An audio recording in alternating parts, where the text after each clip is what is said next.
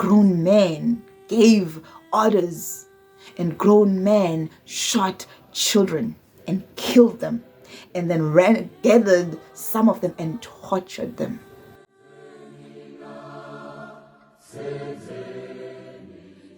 Welcome to the Broke Auntie channel. I'm Asanda, and yes, I am broke. Okay, before we continue, first, let's make sure we know this is not a history lesson, and I'm not a history teacher. Thank you. Bye. Okay, so if you do want to read up on June 16, also known as Youth Day of 1976, then you should read up on it. Otherwise, you're not going to get much information from here. On June 16 last year, I spent it in the classroom, code switching between English and our native language. Now, we're in the Eastern Cape, so you can guess the language.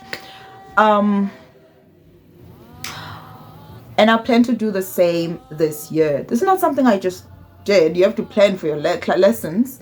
I actually hold the class for a weekend. So it's on 16, 17, and on the 18, depending on how much we cover on the first and the second day, and what will be happening on that Monday. So June 16, the weekend of June 16, for me will be school. And I prefer it that way because to me, that is the best way to celebrate June 16 or to celebrate Youth Day. Now, on June 16, as far as I know, young people who had chosen to not inform their parents and gather on the street to voice out their concerns and what they wanted and preferred when it came to the language policy. The apartheid government had implemented the language policy, and part of that was that all black schools were to be teaching in Afrikaans. Let's pause for a moment there. Now you might ask, what's wrong with Afrikaans? Everything. Okay, especially if it's 1976, where your oppressor spoke the language. It was the language of the oppressor. It was known as the language of the oppressor. Even now, like when I was trying to learn Afrikaans, and some people who were kids in around 1976 and in the 80s, were already adults in the 80s. They would say, why would you want to learn the language of the oppressor? That's what they would say. Why would you learn that language? The language is the language of the oppressor. For me, the language, knowing the language is a tool. Any language for me, including the Queen's language, is a tool, one that can be used in my life to communicate, to reach out to the world, right? But yes, according to the history of South Africa, even though I did say this is not a history lesson, yeah, that is the language of the oppressor, or shall I say the former oppressor. So the kids gathered in the streets of Soweto. This was the Soweto Uprising. So they gathered in the streets of Soweto and came in the largest numbers. No one could have predicted how many children would show up.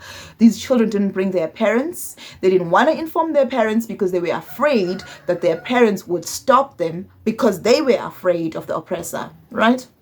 You can imagine teenagers trying to have this conversation with their parents, and their parents saying, Danami, no, do not involve yourself in this. We are fighting against the government here. You were not going to win. And the children were like, well, we're not going to learn in Afrikaans. Whatever language we're learning, it's not going to be Afrikaans. And they gathered on the streets trying to reason with the government. Now, children, black as they were, did not bring guns. It was the apartheid government who brought guns to a protest by children. Let's pause on that too. They told the children to disperse and leave, but what the kids did was they started singing the national anthem in their native language. And they opened fire. Live ammunition. There were no rubber bullets back then. On children. Grown men opened fire on children. They didn't push them or kick them. They opened fire. They shot to kill. And they did kill a number of those children and injured a lot of them. But don't think the tragedy stopped there. Then they arrested and tortured them.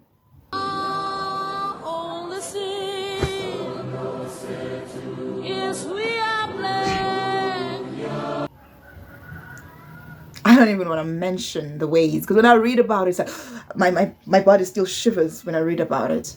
The torturing techniques that were used on 16-year-olds and 17-year-olds and 15-year-olds. Babies. These were grown men. These were grown humans. These were grown adults. This was not a children doing things on children. This was adults doing things on children who said, we don't want to learn in Afrikaans. We'd rather learn in English. You think those children chose to learn in English? They didn't. But they were like, okay, if we have to choose between English and Afrikaans, we are picking English. Let us be. They couldn't. They couldn't. At the time, the Minister of Bantu Education, as they called it, was Botha. And they didn't listen because they didn't care.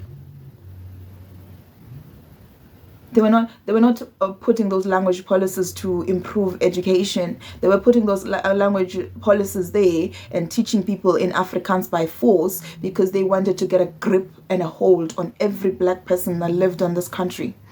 They wanted to be in control of every black life. It was their way of fighting both blacks and the British.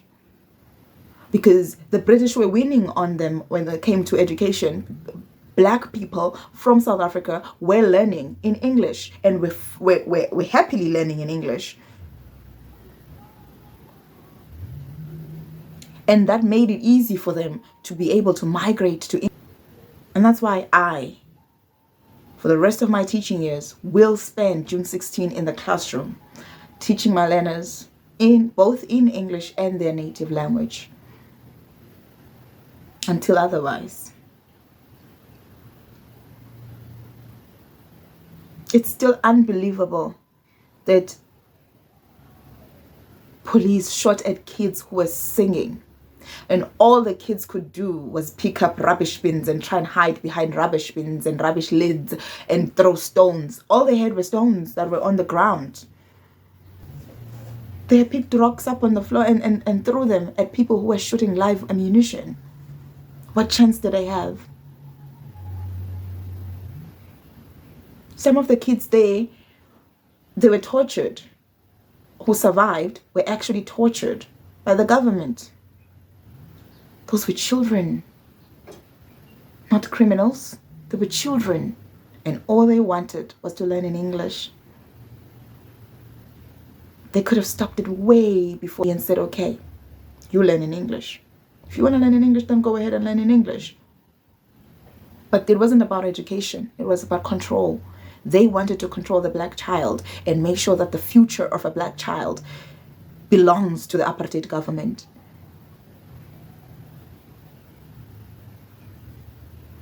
It's so funny now looking back and realizing that revolutionists were actually not involved. It wasn't a campaign by the ANC or the AZAPO or IFP. It was just children who said, hey guys, no, we gotta voice our concerns. So this wasn't only happening in Soweto. Children from other places as well, like Cape Town, were concerned about being taught in Afrikaans. They didn't want to learn in Afrikaans. And that's why Soweto Uprising was so big, because it didn't represent Soweto, it represented the country. 1976 was about the entire country, every child in the country.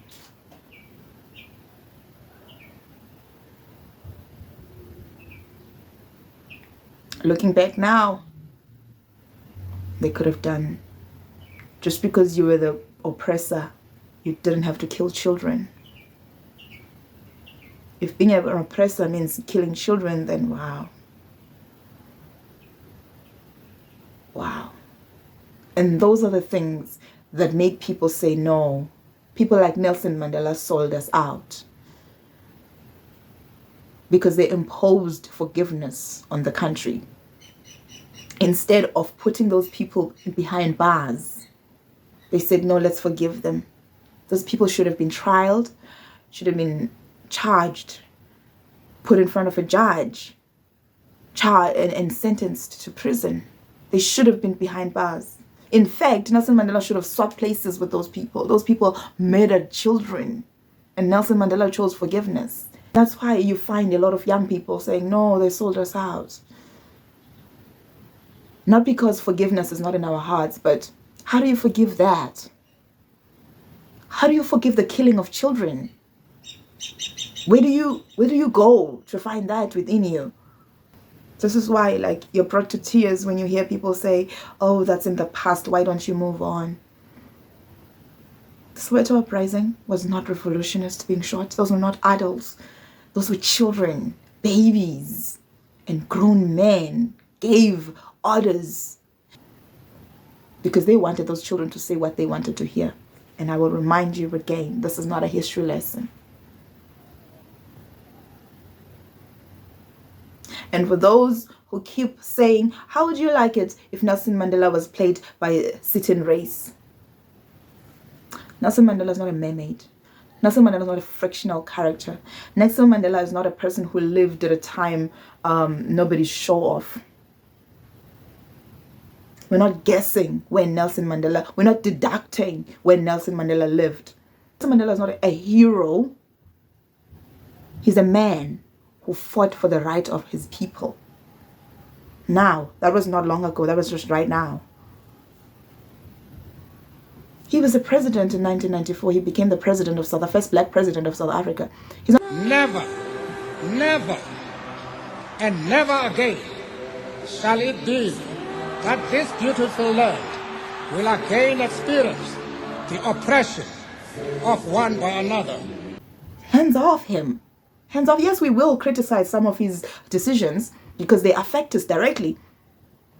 But hands off him. Don't for a second think that we will not protect him when you're blatter his word name and don't even know. You can't tell the difference between a fictional character and Nelson Mandela.